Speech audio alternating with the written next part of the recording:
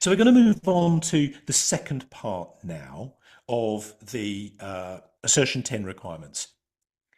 Website accessibility compliance. This is not a new thing. Many of you who have joined previous Scribe Academy events or seen me speaking at other events will know that I have been a big advocate of web accessibility compliance and online inclusion. The regulations have been in place now since 2018. 2018. That's a lot of precepts to budget for it. The regulations changed from WCAG 2.1 AA standards to 2.2 in October last year. These are written into the website and app public sector body legislation that requires you to meet your accessibility requirements. But also it's written into the Disability Act, and now it is part of your audit. So you must have a compliant website. Regardless of the domain name type, so the suffix .gov.uk, .org and so on, this is separate to that. The address is largely irrelevant. You've got to meet the accessibility compliance. And you must have an up-to-date and relevant accessibility statement.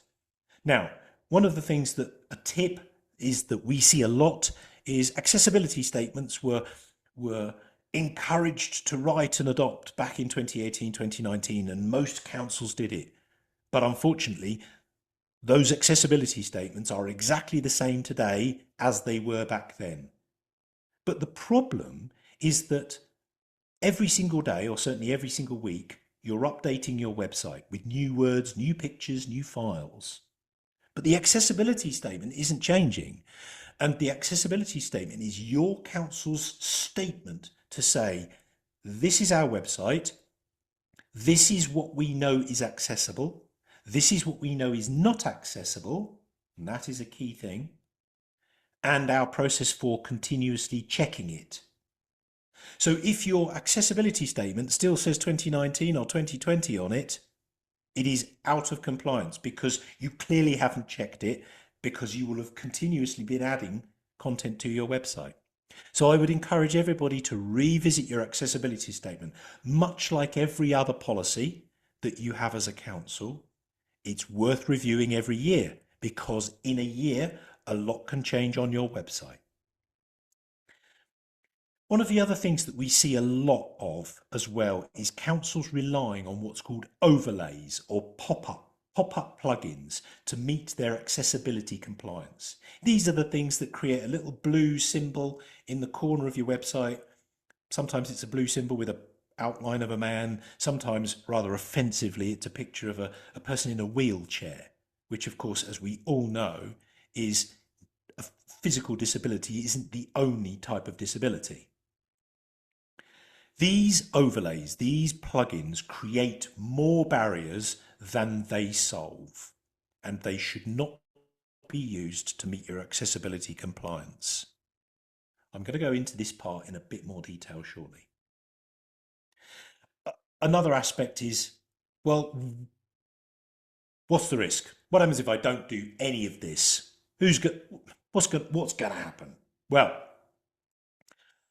up until Practitioner's Guide last year, where Assertion 10 requires you to meet these responsibilities, your biggest risks were a vexatious member of the public, or dare I say, a member of the public exercising their legal right to say, hey, your website is not accessible. I can't access the content in a way that works for me because I have a disability. Perhaps it's a site-related disability. And that person may exercise their legal right. So that is a risk to the council. And if you don't continue to meet those compliance, obviously now it's going to be a failure point on your radar. Ultimately, if you continuously ignore it, you may have your .gov.uk domain withdrawn. So, tips, what can you do? Ensure that the content that you upload to your website, minutes, agendas, all of those kind of documents, briefing documents, reports, make sure that they are accessible before you upload them. The website isn't going to magically make them accessible.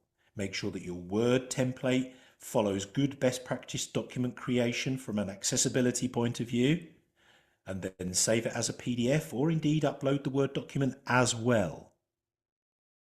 Define in your accessibility statement about third-party content and documents older than a certain date.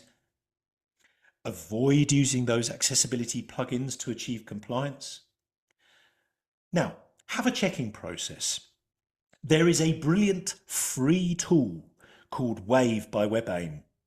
It is a browser-based tool that you can add a little tool to your browser, whether you use Chrome, Edge, Firefox, that allows you to check a page at a time, and it'll tell you whether there are any accessibility issues. It's free, so you've got to do a page at a time. You're not going to be able to check the whole website, but it's a very good thing to have installed on your browser so that when you've made some changes to your website, give it a press just to make sure that you've not introduced something that is not accessible. Another tip I'd like to give you is forms. I see all too often forms being added in Word or PDF to a website that you're expecting people to fill in. Have you ever tried to fill in a Word or a PDF form from a website? It doesn't work. You can't fill in a PDF, it's locked. And if you've got a form that's in a Word document, I've got to download it. What are you expecting me to do? Print it out? Well, okay, well if I print it out and I write on it, I don't have a scanner. So I can't scan it and send it back to you. How do I get it back to you? You've created a huge number of barriers. What you should be doing is any forms on your website should be actual website forms that you can fill in on the web page, on a phone. More than 75% of all parish and town council website visitors, your parishioners, will be visiting your website on their phone.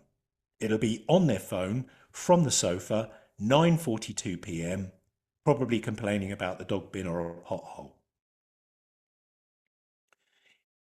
If all of this feels a little bit overwhelming, consider commissioning an accessibility audit to understand what your position is. Organisations like Aubergine, we can check an entire website and provide you with a report that essentially gives you a status of just how accessible the site is and what you should be considering. Because it might be that it is more sensible to consider commissioning a purpose-built thing as well as getting that .gov.uk domain, which we're giving away for free, from £499. There you go, shameless plug. That'll be the last shameless plug. I said at the beginning, I'm a councillor. There you go. I'm bearing all. I'm a councillor in Eaton Bray, in Bedfordshire. We in Eaton Bray use the Aubergine platform. And of course, if you go back and you check all of the minutes and agendas, you will see that I would have recused myself from the decision making at those meetings. My fellow councillors made the right decision in choosing Aubergine for their website. But as you can see, what you're seeing here is if I press that Wave by WebAIM button on my website, it's that little blue one in the top right hand corner where I'm wiggling the mouse. There you go. I get this fly out box and it'll tell me straight away, have I got any errors? Have I got any problems? So this is a very good way to give you a snapshot.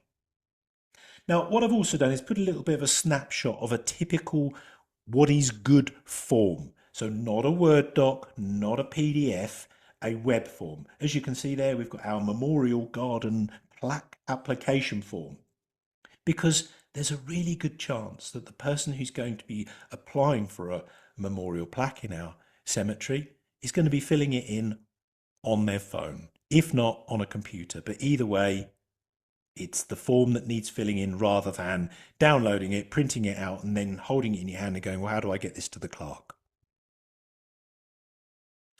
So on your screen right now are the top tips that I want to give you in terms of publishing to make sure that your website is accessible as it can be. I don't think I'm going to go into each and every single one of these today. You can have the slides. I'm going to pick out a few. One of the ones that you can make a really huge positive impact on your website is using descriptive link text. So not using click here, not using download or here or read more, making sure that the link text is describing what it's going to open or where it's going to take somebody. So for example, January 2025, full council minutes. That is the link text that links to the document. Or if it's going to go to the Central Bedfordshire Council website, that is the link text.